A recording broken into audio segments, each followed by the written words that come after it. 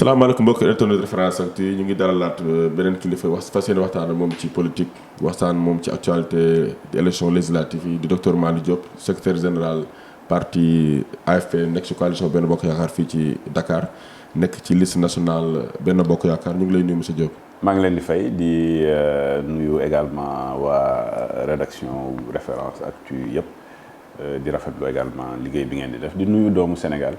yi ci biir réew mi yi ci bitim réew xalaat ne rek waxtaan bi ñu fi wax dina am solo pour askan bi. ñu ñëw nag ci actualité muy élection législative gis nañ la fan yëpp yaa ngi ci visite de proximité fii ci commune Fann Point Amitié ànd ak sa naataango responsable est-ce que mën nga def un bilan à mi-parcours campagne bi. waaw bilan bi dañ koy jël ci ñaari fànn. stratégie ban nga teg ak lan mooy contenu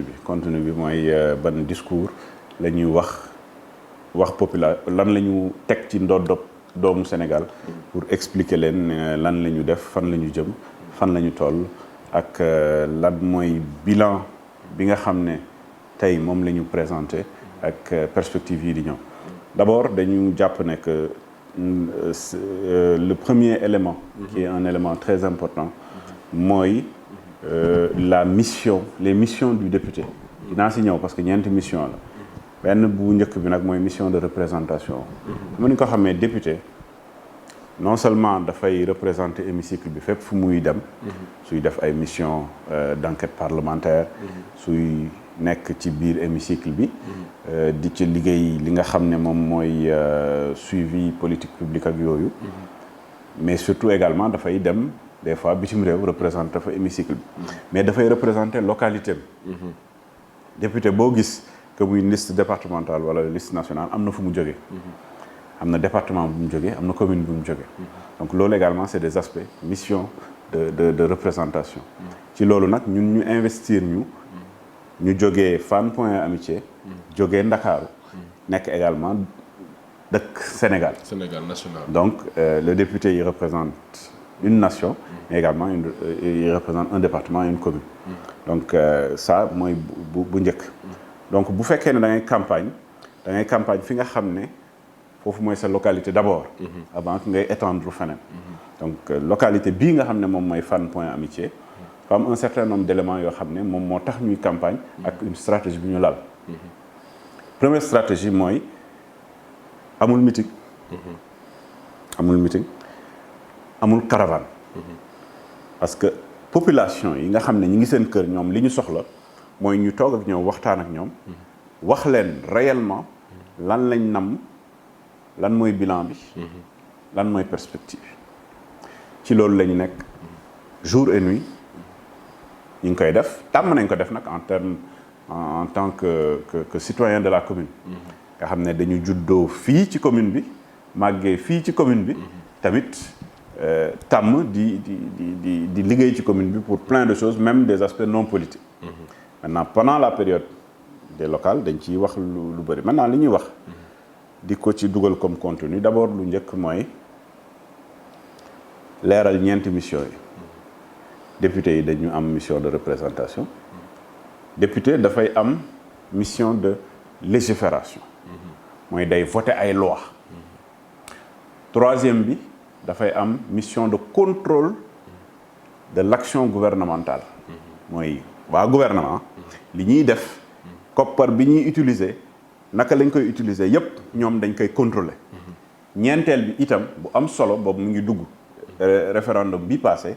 mooy li ñu naan évaluation des politiques publiques maanaam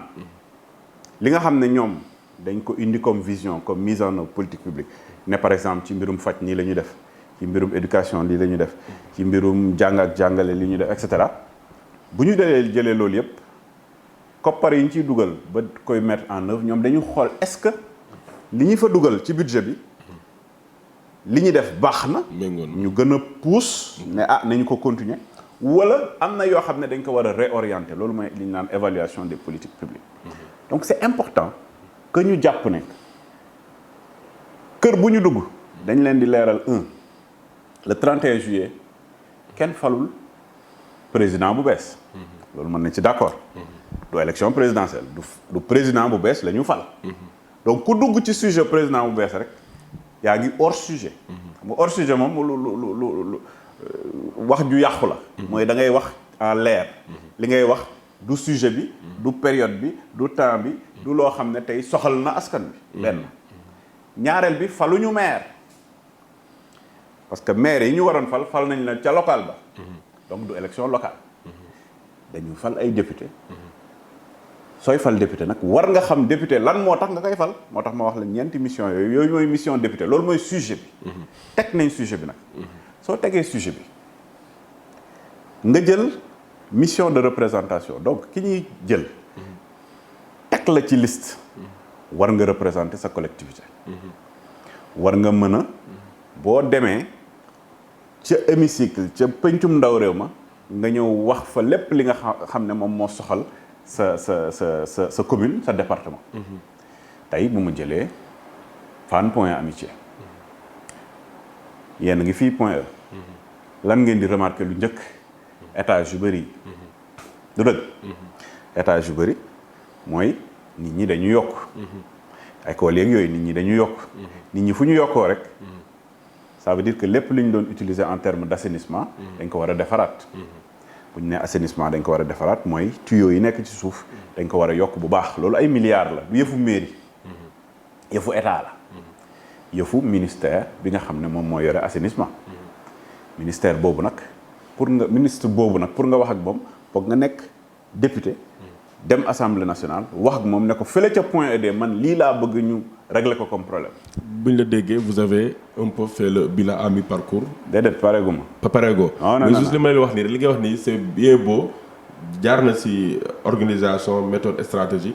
mais ma lay fàttali ni rek élection locale yi aussi ni ngeen demee woon à séparation yéen waa Benno Bokk Yaakaar ngeen ñàkk ko est-ce que tey li nga wax nii fi ngeen di waxtaanu population est-ce que ñu ngi koy dégg. ñu ngi koy dégg bu baax parce que sujet bi nga wax dafa am solo. da nga wax séparation.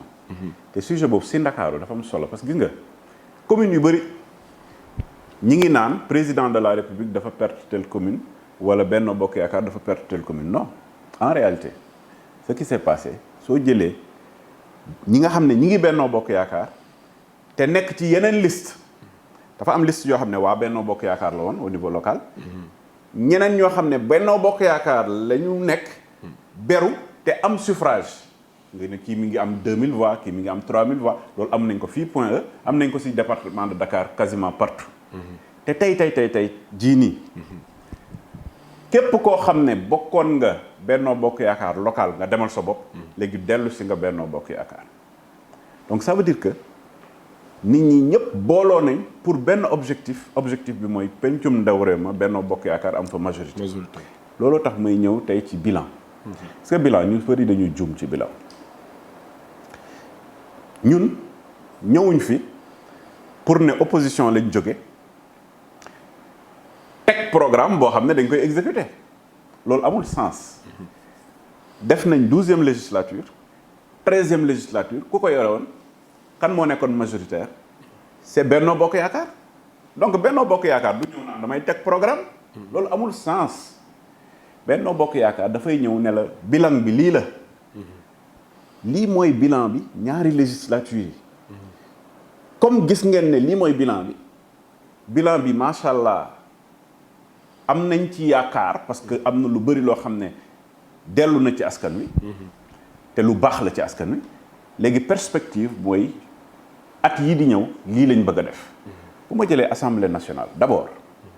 jël assemblée nationale li nga assemblée nationale déjà 12e législature man bu ma doon joolaa wala may séeréer wala may wala nga xam ne man bon disons soninke laa dëkk et cetera loolu laa namp te foofu laa gën a mën a exprimer wu wax li nga xam ne xalaat naa ko te mu ngi jógee ci sama gox ñoo ñëpp doon wax ci loolu depuis des années depuis 1960 ak léegi secrétaire élu du xam lu muy bind boo waxee ba daaneel day bind séeréer diw joolaa parce que xamul li nga wax jawrin ba xamul li nga wax donc les députés étaient frustrés par rapport à ça législature bi créé li ñu naan traduction simultanée tey 7 langues ci biir législature bi képp ku ñëw jógee sa gox wax exprimer wu di nga jëlee li nekk sa gox wax ko jëwriñ bi comprendre ko ñu bind ko ñu delloo ko président de la république delloo ko gouvernement bi ça a libéré les députés beneen bi itam damay wax li ñu naan bilan matériel su ma paree bilan matériel ma def bilan immatériel bilan matériel laay wax noonu loolu xam nga c'est un bilan matériel deuxième élément bilan matériel gis nga assemblée nationale pencum ndaw réew mi foofu lan lañ fay def ay loi lañ fay voté tey magistrat yi dañu àtte mais li ñu àtte ay texte lañ ko jëlee texte yooyu ay loi la député mooy voté loi magistrat voté wul loi yooyu yëpp boo ko defee ci ab këyit nga dem ba assemblée nationale gis bibliothèque bi nga xam ne loi yëpp ñu fay dugal ay këyit la yoo xam ne xëy na yi pënd na yi et cetera te fi ñu nekk ak jumtukaayu xarala yu bees yi quasiment assemblée nationale boo xam ne dafa bëgg performance dafa bëgg qualité foog mu am li ñu naan informatisation de la mémoire de l'assemblée comme muy bibliothèque ça a été fait, ça fait partie du bilan matériel de l'Assemblée nationale. De cette 12e législature. waaw tey foo munti nekk boo bësee di nga gis ne loi Assemblée nationale Sénégal lii la te mën nañ ne mënatoo ko réeral. muy lu am solo. ñu ne tey beneen affaire boo xam ne c'est très important gis nga boo ñëwee Assemblée nationale bu njëkk surtout les commissions dañ doon am problème parce que les projets de loi yi jógee ci gouvernement bi il faut que mu am ay kàngam yoo xam ne techniquement taxaw nañ pour saytu clarifier député yi ne lii de mi ngi jógee gouvernement waaye baaxul ci askan bi lii de mi ngi jógee ci gouvernement waaye baax na ci askan bi fexe leen ba voté ko wala ñu ne anam bi ñu ko indee war nañ ko xoolaat defaraat ko càmbar ko mu gën ci askan bi muy ce qu'on appelle les assistants parlementaires ci bilan matérielu législature bi ñu yokk assistants parlementaires yi ñooy liggéey ci biir commission yi ak ñi nga xam ne tey jii nii ñooy députés yi di voter les lois donc tey on a une technicité réelle boo xam ne députés yi dinañ ko utiliser pour mën a gën a liggéey. Ça sera plus pratique. Ça sera plus pratique et ça sera plus performant. Je parle de performance parce que ñu bëri dañu daan buy législature bi gis nañ ñii di xeex gis nañ ñii def lii gis nañ loolu du bilan man technique laay wax li may wax technique waxuma théorie politique noonu technique laay wax tey su may évaluer hôpital si li ma gën a maîtriser mooy mbirum faj su may évaluer hôpital xam nga nu ma koy évaluer dama naan hôpital bi la première évaluation mooy malade yi dugg ci biir hôpital bi nga noté nga ne tant de malades ñoo dugg tant de malades ñoo génn wér tant de malades ñoo décédé loolu évaluation la mais évaluation doone hôpital bi day ñëw na waaw am na bunt bi dafa yàqoo du c'est pas une vraie évaluation moo tax booy évaluer la législature ci foofu nga koy jëlee le bilan matériel et le bilan immatériel le bilan immatériel nag mooy lan mooy loi yi ñuy voté assemblée bu ma jëlee législature bii passé rek ñu jàpp ne que c'est 13e législature 178 lois voté nañ ko fi te une majeure partie des lois yoo xam ne c'est des lois yoo xam ne day consolider démocratie yoo xam ne tamit dafay toucher population yi ma jox la quelques exemples CMU xam nga ne loi la CMU couverture maladie universelle xam nga ne loi la ñu bëri xamuñ ne loi la CMU naka lay nekkee loi ma expliquer comme ça après ma citer la yi si des ma expliquer rek juste CMU nit ñi comprendre loi fu mu jógee lu tax mu am importance élection yi am importance lu tax également député yi nga xam ne tey ñooy nekk foofu war a xarañ ci liggéey bi président de la république en termes d'orientation mun na toog ne man de dama xalaat ne Sénégal c'est vrai naam maa ngi tabax ay tali naam ñi ngi defar aéroport naam ñi ngi defar ay train express régional naam ñi ngi defar ay hôpitaux ñi ngi defar ay école ak yooyu mais gis naa ne doomu Sénégal bu ma jëlee téeméer te li may wax ay fait ay chiffres la kenn mënu ko teggi 2012 mu jël ñu fal ko bu ma jëlee téeméeri doomu Sénégal fukk ak juróom-ñett rek la ñu mun faj ci anam boo xam ne dinañ ko supporter loolu néew na lool. fukk ak juróom-ñett. loolu la woon ci 2012 président dafa war a am vision dafa war a mbir bi dafa war a leer ci boppam. c'est ce qu'on appelle l'identification du problème public. su ma dellu see administration publique pure administration publique da ngay identifier le problème public da nga naan bi ma jëlee pouvoir bi problème yii mooy problème mu Sénégal embouteillage mbirum fàcc li ma wax noonu c'est des chiffres et cetera et cetera soo identifier problème public yi nga teg projet bi soo tegee projet bi nga def li ñu naan mise à l'agenda mooy maanaam nga ne projet bi telle période lay démarrer telle période lañ koy évaluer après nga def li ñu naan suivi évaluation maanaam da ngay xool saytu xoolaat ndax baax na xoolaat ndax dañ koy yokk président mën na ñëw teg premier ministre teg jëwrin bi nga xam ne moom moo yore koppari ministre des finances teg jëwrin bi nga xam ne moo yore mbirum faj ki yore solidarité nationale ñëpp ñu toog mu ne leen man de doomu Sénégal benn ci téeméer fukk ak juróom-ñett rek la ñu mën faj léegi dama bëgg 2024 ci téeméer 75% ñu faj leen. vous l'avez atteint. xaaral rek yegg seeguñ 2024. mu ne téeméer dama bëgg juróom-ñaar fukk ak juróom ñu koy 2024 ñu mën leen faj ci anam boo xam ne c'est supportable. waaye naka lañ koy defee boo wax ak ministre des finances wax ak ministre de la santé solidarité et cetera ñu xayma ne fanweer ak juróomi milliards war nañ ko ci dugal fanweer ak juróomi milliards koppar yu takku la. du proposition de loi député yeewu rek ne man dama bëgg ñu faj sénégalais yépp fan ngay jëlee xaalis foog nga am technique foog nga xam fu muy jógee. donc projet la buy jógee ci gouvernement bi du proposition buy jógee ci député ministre des finances ne 35 milliards de am na tel projet boo xam ne préparé woon nañ ko projet bi ñu xayma est-ce que projet bi moo gën bii est-ce que projet bi mooy gën a toucher population yi est-ce que les effets et les impacts sont plus importants que l'autre ba ñu d'accord ci bu ñu d'accordee ñu jël ko jébbal ko assemblée député yi ñëw toog am na ñaari façon député am na député bu mun ne man de projet bi mi ngi jógee pouvoir d'accorduma ci xalaatul ne loolu yépp mi ngi impacté la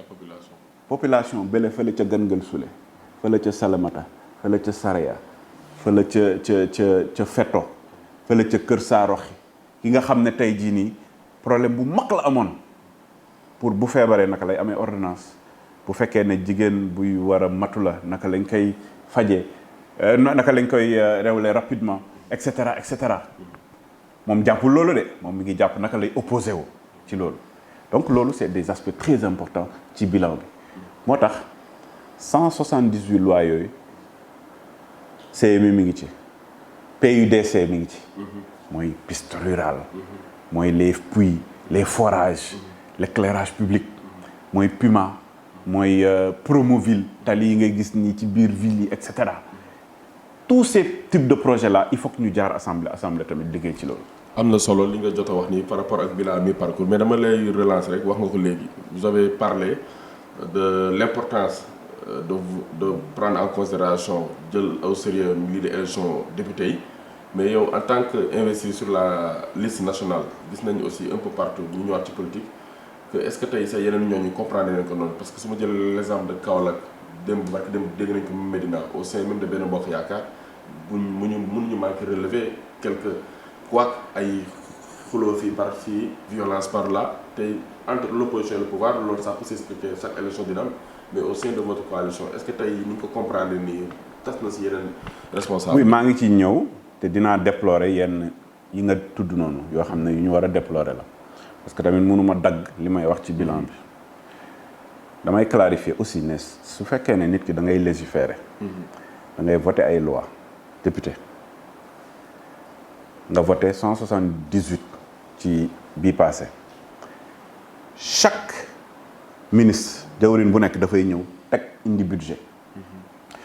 2023 6 000 milliards la ñu war a voté ci budget jawrin bu nekk dafay ñëw ne man sama ministère lii laa fa xalaat ñu voté li ñu naan loi des finances initiale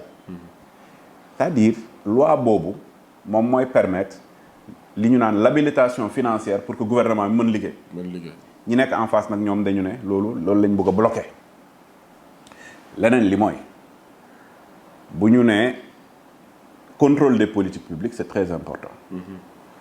gis nga député yi dañ doon def ay mission d'enquête parlementaire ma jox la benn exemple ñi nekk ci kaso yi amoon na benn mission d'enquête parlementaire bu dem saytu xool kaso yi nu ñu mel bâtiment yi nu ñu mel dëkkuwaay yi nu ñu mel cellule bu nekk ñaata nit a fa nekk ñaata détenu ñoo fa nekk et cetera ñu dem ba gis ba calculer sax chaque jour détenu bu nekk ñaata ci koppar ñaata la ñuy def pour plat yi muy lekk 3 plats yi muy lekk par jour et cetera bi ñu xaymaa loolu ñu gis que ne lii doyul nañ ko yokk comme plat yi par exemple dañ ko doubler donc mission d'enquête parlementaire yu bëri tey député yi liggéey nañ ko pendant les 2 législatures dafa bokk ci bilan immatériel ak lenn loo xam ne dafa am solo dañu koy fàtte dafa am ce qu'on appelle loi de règlement xam nga luy loi de règlement man bu ma dee député ma voté loi des finances initiale mooy damay habilité ministre X ma ne ko yow ci li ngay liggéey d'accord naa ne 50 milliards ngay utiliser sa budget soo paree ba année bi jeex dañu indiwaat li nga xam ne moom mooy loi de règlement pour wone naka nga dépenser xaalis boobu donc nga dellu si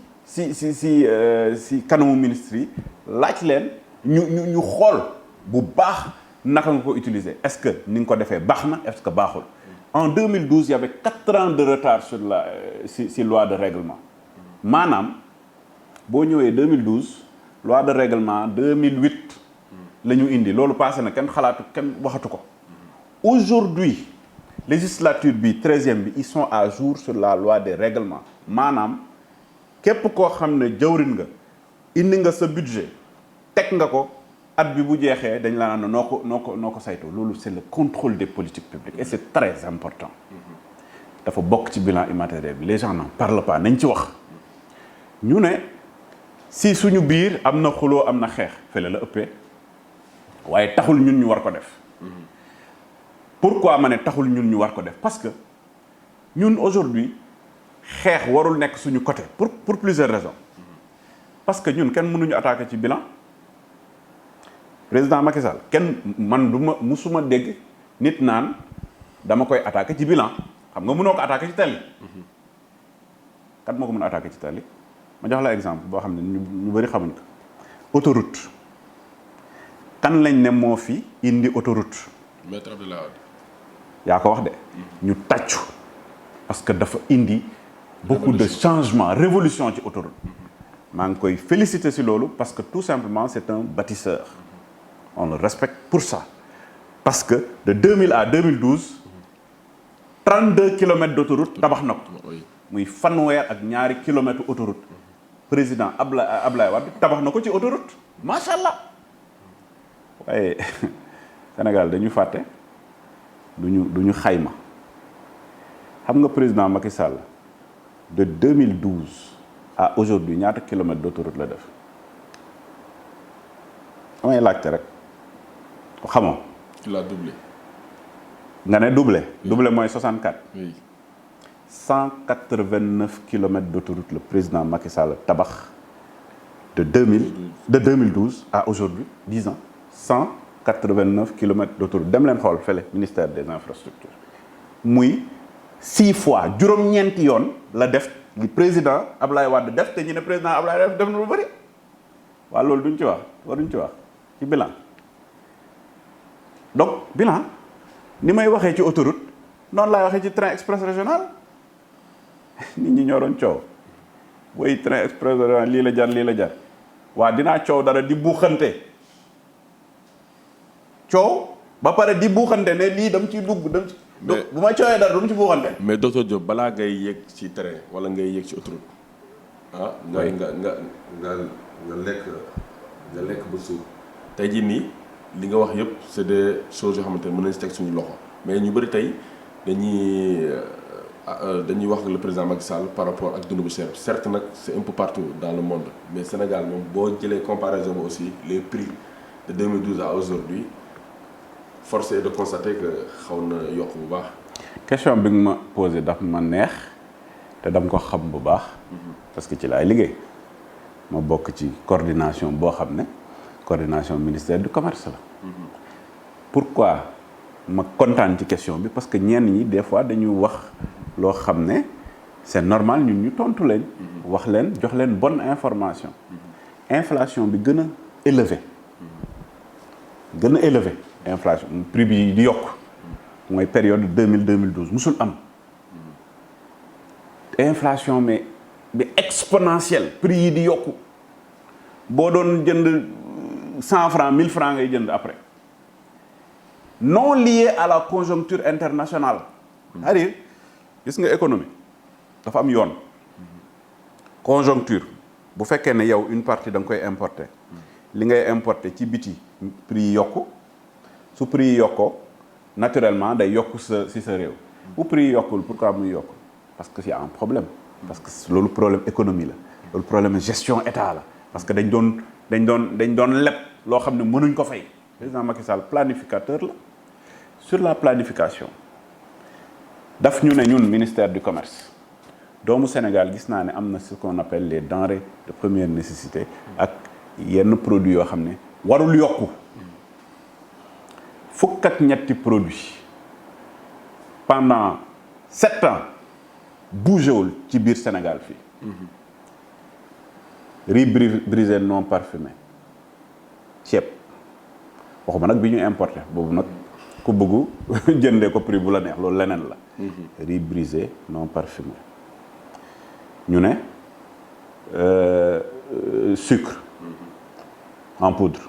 soo jëlee bec bi nag ak prix bu la neex bu ñu importé loolu kenn mënu ci dara lait en poudre diwlin yooyu yëpp mu gis na que lii moom mooy consommation première des Sénégalais mu ne dam ci teg sama tànk du bouger c'était la première fois dans l'histoire du Sénégal pendant 7 ans prix yi bougé wul waaye nag am na limite au-delà de ces prix là pétrole bi di yokku mu ne malgré loolu du ma yokk carburant bi parce que carburant bi ñenn ñi xëy na su ma ko yokkee xëy na prix wu taxi njëgu taxi yokku njëgu car rapide yokku consommation courante yokku président bloqué loolu ba yenn mbir am mbas mi am corona am ba banque mondiale ne ko yow lii c'est pas tenable bi ne déet man nag population yi mooy sama priorité ba ñu yegg fenn naturellement quel que soit le pays quelle que soit l'économie mënoo asphyxier sa économie ba doo yokk njëg li donc moo tax njëg li effectivement yokku na mais ni mu yokkoo bokkul ak yeneen réew yi nga xam ne ñoo ñu wër ak ñi nga xam ne ñi ngi Europe dem leen foofu xool c'est une inflation mais non supportable par les populations te dañu jàpp un certain nombre d'éléments ñun bi ñu defee analyse ministère du commerce dañu jël fi nga xam ne foofu la Sénégalais di gën a consommer Sénégalais fan lay gën a consommer njëg li mi ngi ci dépense quotidienne foofu la président gën a dugal loxoom benn ñu ne ñaar dëkkuwaay mooy location loolu tax président def 2 choses yoo xam ne benn bi nit ñi amuñ ils n'ont pas de lecture de ça c'est doomu Sénégal dëkkuwaay la majeure partie ñu bëri ñu ngi liggéeyee Ndakaaru ñu ne Ndakaaru tout de suite dañu def benn loi sur le loyer pour que sur quelques années rapidement mais de manière courte ça c'est conjoncturel après ma wax la lan mooy structurel ñu ne dañu def loi bi nga xam ne ñi nga xam ne defuñ surface corrigée dañu wàññi rapidement seen loyer ce qui a été fait am na loyer yu bëri dañ leen wàññi woon ndax loolu naturellement loolu c'est pas pérenne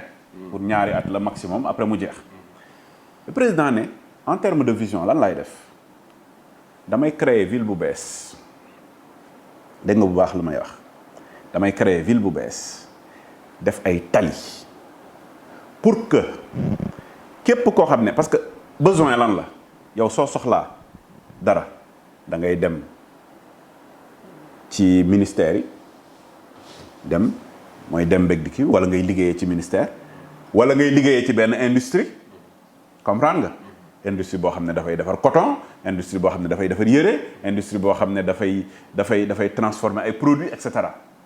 mu jël industrie yu bëri mu def ko ci parc industriel Diamniadio tey y a plus d'une vingtaine d'industries yu nekk foofu ñoo xam ne ñu bëri dañu dem liggéeyee foofu donc mu gis nga Dakar dafa amoon li ñu naan macrocéphalie lépp mi ngi woon Dakar bopp bu rëy yaram bu sew li ci des moom mooy Sénégal mu ne déedéet damay wàññi bopp bi def ko une structure normale moo tax Thiès tey boo defee 30 minutes yegg nga Thiès boo jëlee yoon boobu noonu nga jaar noonu Ila Touba 30 minutes yaa ngi Thiès Touba rapidement nga yegg Kaolack tey man su ma neexee dem dëkk Thiès bu ma dëkkaan Thiès parce que il faut qu'on soit concret bu ma dëkkoon Thiès di ñëw liggéey si bii centre ville Dakar mën naa def 3 heures wala 4 heures de temps balaa may yegg centre ville Dakar est-ce que comprendre donc man foog ma am location Dakar mais tey soxla ma la dëkk Dakar su ma jëlee région bi rek balaa may dëkk département de Dakar su ma neexee dëkk département de Rufisque Diamniadio n'est-ce pas c'est beaucoup moins cher que fii nii point E bokkul su ma neexee ma dëkk Thiès su ma neexee sax ma dëkk Mbour parce que bu ma jëlee tali bi rapidement ma yegg si Dakar xëy na sax ki dëkk Parcelles ak embouteillage maa koy njëkk a yegg si Dakar wala maa koy njëkk a yegg si Diamniadio parce que damay liggéeyi foofu loolu mooy diminution coût de la vie dañu fàtte loolu diminution coût de la vie moo jël Sénégalais yëpp boo calculer man li may wax c'est des indicateurs de résultat Sénégalais bu nekk est-ce que fi mu ne nii di nga mun am dëkkuwaay ci loo xam ne njëg li du bëri parce que dañu constaté que képp koo xam ne doomu Sénégal la fanweer ak ñett ci sa salaire yaa ngi koy def ci location. location moom daa mel ni ba léegi problème am na si parce que 3 mois li mu doon bañ am nu ñu koy imposer ba léegi. oui amee location moom c'est un éternel problème qui n'a pas encore été. non c'est pas un éternel problème nag loolu laa lay expliquer parce que nit ñi dañu xool bu baax ñi koy dund nag ñooy comprendre tey on n'est plus obligé d'habiter Dakar département. ça c'est vrai. il faut que ñu génn Dakar département puis pourquoi dëkk point ban plus-value la am ban avantage lay am nga dëkk point peut-être ñun ñu ngi fii lañ juddoo et cetera. mais kan mooy ñëw mi ngi liggéey Diamniadio ñëw naan yaa ngi dëkk point te ministère yépp ñu ngi Diamniadio waaw pourquoi may ñëw dëkk si point pourquoi duma dem dëkk Thiès alors que Thiès c'est 10 fois moins cher que Point E. ça c'est important mais bu ma xaw a continuer foofu fi nga doon wax léegi par rapport ak produit nga doon wax xam nañ le directeur de l'ANSEPEX gis nañ la fan yii Expo Dubaï 2020 bi nga xamante ne dañ ko reporté à cause de la Covid-19 ñu mujjee ko def. vous étiez le commissaire. def nga fa liggéey bu am solo est-ce que fi nga doon waxee par rapport au produit c'est pas encore certes ñu ngi koy faire la promotion des produits locaux et cetera est-ce que c'est pas le moment que ñu rompre ce cordon parce que le prix qui augmente là c'est à cause de beaucoup de prix qui sont importés est-ce que tey jii nii côté boobu la promotion de nos produits locaux est-ce que tey ñu ngi avancé. damay ñëw ñaar ci politique publique. politique publique évaluation la da ngay planifier après nga évaluer président lancé wul plan Sénégal émergent 2012 de. janvier 2014 la ko lancé xamul daal parce que dafa gis lu économiquement c'était mal fait croissance 1,7% loolu mënoo dem fenn mënoo créer richesse mu gis dette bi élevé inflation élevée yooyu yëpp mu gis ne élevé mu ne dama koy liggéey d'abord ci at ak genn wàll wala ñaari at de telle sorte que ñu wàññi dette yi bu baax de telle sorte que également croissance bi tàmbali dem ba 4,5 de 5,4 rapidement la ko yóbbu 5,4 lancé li ñu naan plan Sénégal émergent bi mu koy lancé daf ñu ne benn man dama bëgg ñu def li ñu naan transformation structurelle de l'économie maanaam koom-koom bi dañ koy xoolaat naka lañ koy liggéeyee ci biir Sénégal parce que stratégie de réduction de la pauvreté rek lañ doon def Sénégal mooy naka la ñu xeexee ndóol réew bu bugg a dem ci kanam nga naan xeex ndóol rek ngay def déedéet réew buy dem kanam da nga naan damay dem émergent damay yokk sama koom-koom yokk xaalis bi dugg ci biir réew mi moo yokk xaalis bi dugg ci réew mi koom-koom boobu laay utiliser pour doomu Sénégal ñii ci faj ñii ci éducation et cetera mu nañu ñun moteur d'exportation laa bëgg tey ñu liggéey ci mooy fi nga xam ne économiquement li ñu nappee fii li ñu defaree fii li ñu bayee fii li ñu globalement liy jógee ci gox yeeg goxaat yi ñu koy defar ci anam bi nga xam ne boobu la ko jëndkat yi soxlaa ñu defar ko ba yóbbu ko bitim réew mu ne ñu nag actuellement 1264 milliards la ñu am ci recette d'exportation maanaam li ñuy jëlee Sénégal yóbbu ko bitim réew jaay ko indi ko 1200 bu ñu ko xaymaa 1264 milliards la 2012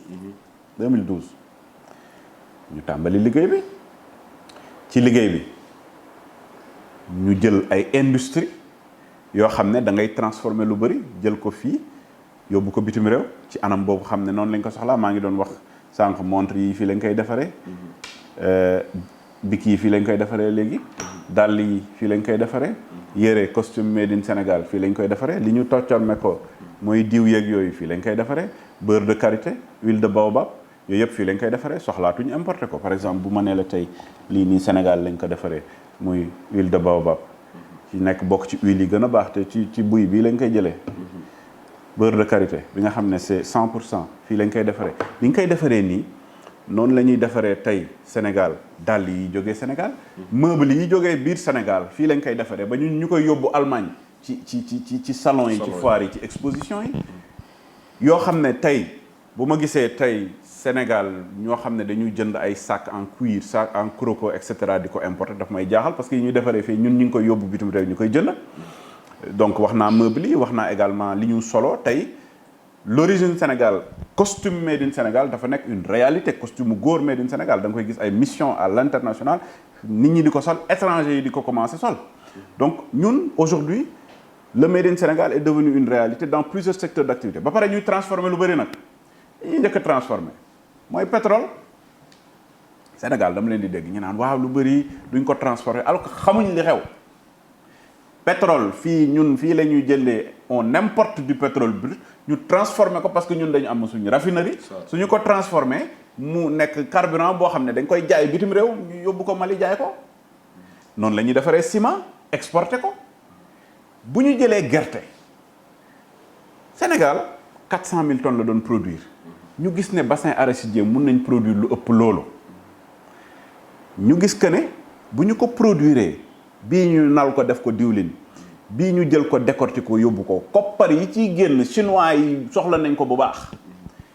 da ngay yokk production bi du pour marché national parce que li ñuy yore pour marché national loolu 400 000 tonnes yi doy na ñu produire ko président de la République indi ay machines yu nga xam ne daf koy indi ci biir réew mi ñu yokk terre arable yi ñu produire ba 1,8 million tonnes 0 tonne lañ doon exporter Chine tey Sénégal mooy premier pays au monde bi exporter arachide en Chine le premier importateur 380 000 tonnes la ñu exporter ci gerte jëlee ko fi yóbbu ko bitim réew te loolu yëpp tonnes yooyu ñuy exporter daanuñ ko produire dama bëgg mu leer du lu nekkoon du lu existé woon parce que 400 000 tonnes lañ doon produire léegi ñu ngi produire 1,8 million tonnes donc am na loo xam ne dañ ko produire pour exporter ko parce que koppar yi ñu koy jëndee moo bëri loolu la ñu utiliser ci foire yi ñuy dem ci salon yi ñuy dem ci exposition yi ñuy dem jël entreprise sénégalaise yi ay centaines d'entreprises ay doomu Sénégal ñu leen di yóbbu Chine ñii ñu yóbbu leen Japon ñii ñu yóbbu leen France ñii ñu yóbbu leen États-Unis ak AGOA bi ñii ñu yóbbu leen yeneen pays africain ñuy jaay lu jógee Sénégal lu ñuy transformer Sénégal indi koppar ay euro ay yen ay dollar indi ko biir Sénégal période boobu ñu ngi woon 1264 milliards du loolu laa waxoon xam nga tey 31 décembre 2021 ñaata lañ xayma exportation sénégalaise 2884 milliards de recettes d'exportation 2884 milliards ñi ngi jógee 1264 milliards ci fukki at ñu yegg si 2884 milliards de recettes d'exportation 137% de croissance exponentielle mooy dépassé nañ chiffre bi ñu joxoon ci 10% chaque année mais loolu c'est pas une performance exceptionnelle pour un pays bilan boobu di nga ko am nekk di discuter di xuloo di xeex foofu laay ñëw ci xuloo di xeex ji di ŋàññi ñun déjà su ñenn ñi koy def bëriwul mais képp kuy xuloo di xeex da nga xamul lu xew amoo pour xuloo xeex ci suñ biir parce que ñun ñi ñu liggéeyal mooy askan wi donc askan wi nañu dugg ci kër yi juste pour wax leen lii may wax nii képp koo wax lii day voteel Benno Bokk Yaakaar képp koy wax lii ku mu munti doon doomu Sénégal te bugg Sénégal dafa naan président de la République ñi fal ba 2024 na am assemblée bu koy permettre muy continuer di voter ay loi yoo xam ne daf may arranger man doomu Sénégal képp koo wax loolu dina xam ne président de la République mu ngi liggéey képp koo xam loolu dina xam ne unité moo gën leneen képp koo wax loolu tamit dina xam ne ñi nekk en face di saagante di dugg ci réseaux sociaux yi di saaga di wax ay affaire borom ñaari tur yi yëfu ñàkk fayda di wax ay affaire lu ñuy waxati sax ay élection présidentielle nga xam ne troisième mandat waaw nga xam ne xew loolu bi may tàmbali rek déjà wan naa leen ne élection bi ñuy jëm faluñ président yow yaa ngi ñëw di wax lu important di wax député rôle am di wax législature yi li mu indi di wax président de la République li mu am comme résultat ngay ñëw di ma wax ay affaire xam nga boo ñëw nit xam nga nit ki cerveau nga am nit c'est homo sapiens sapiens c'est on est doté de raison cerveau bi dafay réfléchir waaye yow yaa ngi préparé loolu yëpp xam loolu yëpp nga naan ma kii ñii dañu bëgg a fal président xaw ma lan 2024. te yow yokk na si leneen mais ça c'est une catastrophe en termes de réflexion. président de la République derrière les autres listes ça. mais président de la République bi ñu demee élection locale xam nga xuloo seen biir ñoomi neen la. man loolu ñoom bàyyi lañ parce que dem nañ ba ci biir loolu sax c'est un problème nga ñëw kii di wax lii kii di wax lee déjà. loolu war na won doomu Sénégal ne ñii kenn waru leen jox confiance parce que ñoom seen bopp wóoluwuñ seen mais attends man dinaa jox confiance koo xam ne bu ñu ñëwee ñi ne ma man opposition laa ñëpp ne opposition laa wóolontewuñ mais man dinaa la wóolu koo xam ne wóolu sa biir kër nga ñëw ma ñëw seet si la fekk la ak say ay frère ak sœur ma gis ne yéen ci seen bopp wóolontewu leen léegi man pourquoi ma lay wóolu te yow sa frère et sœur wóoloo donc waa opposition nga xam ne wóoloonte wuñ mais population mënuñ leen wóolu c'est pas possible maintenant comme j'ai dit ñun dañu nekk dans une situation assez très importante parce que Sénégal fi ñu toll mais gis nga man mii dem à l'international je vois les réalisations du président de la République kii bi ñu ko jox confiance bi ñu ko jox au niveau de l'Union africaine des dossiers aussi brûlants que le dossier ukrainien et cetera ñi ñu ko jox confiance muy xeex ci loolu ñuy ñëw di wax fi affaire yu ñàkk fayda bi ñu naan ay affaire xaw ma lan borom ñaari tur yi président de la République mooy ki nga xam ne moom mooy gën a xeex tey jii nii borom ñaari tur yi président Obama bi mu ñëwee fii taxaw daf ko xool ci bët ne ko hey yow li nga may wax noonu ça ne m'intéresse pas les Sénégalais te tant que maa ngi fiy toog loolu kenn xalaatul wax ko ci biir Sénégal courage la mu ne ko yéen d'ailleurs yéen a ngi légaliser peine de mort kenn waxu leen ngeen di ñu wax ay affaire homosexuelle muy dem ci plateau yi di ko wax Trudeau fii la ñëw wax ko bi mu ko tontoo Trudeau la lendemain la jibi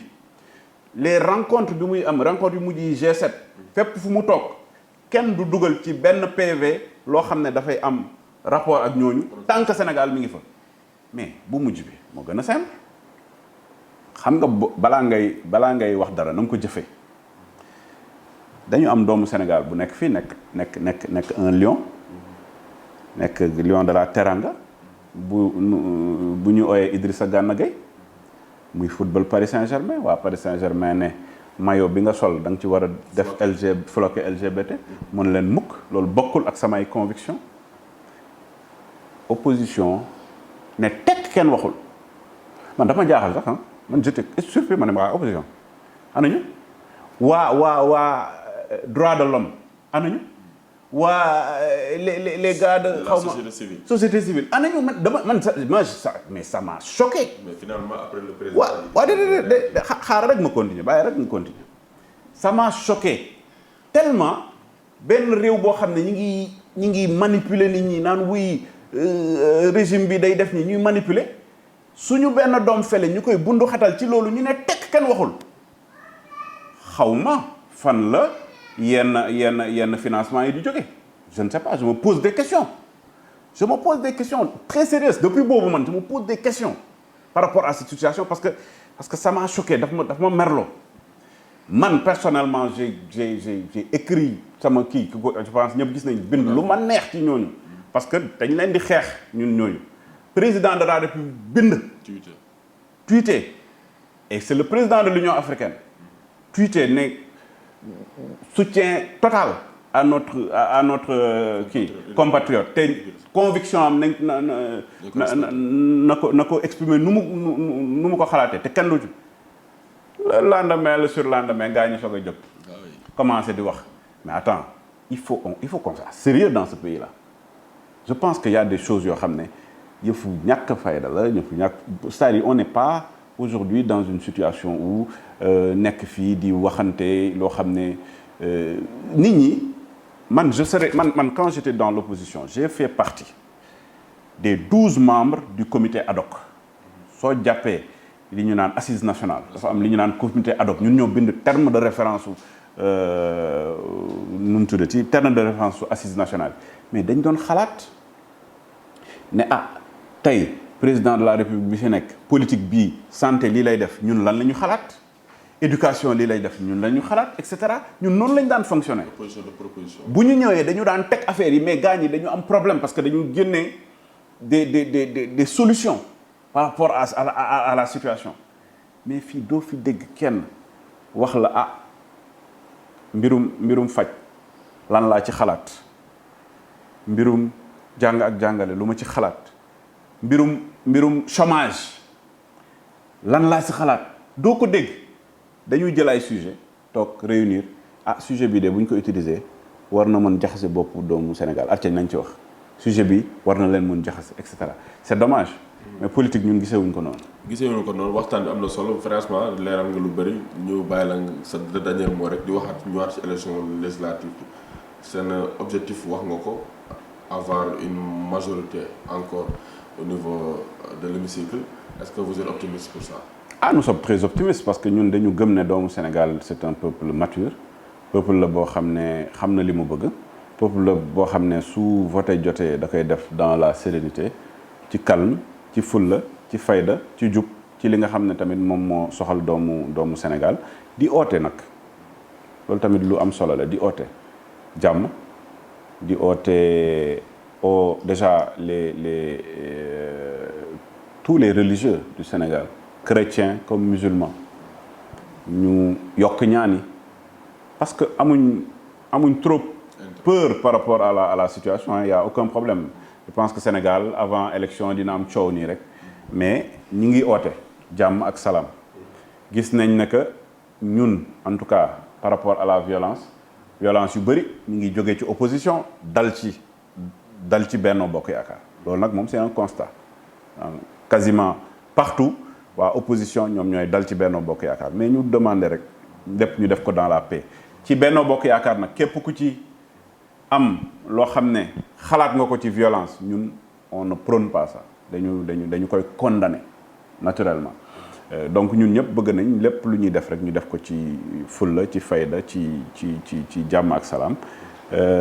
nit ñi dem voter calmement le 31 dimanche lundi ñëpp dem liggéey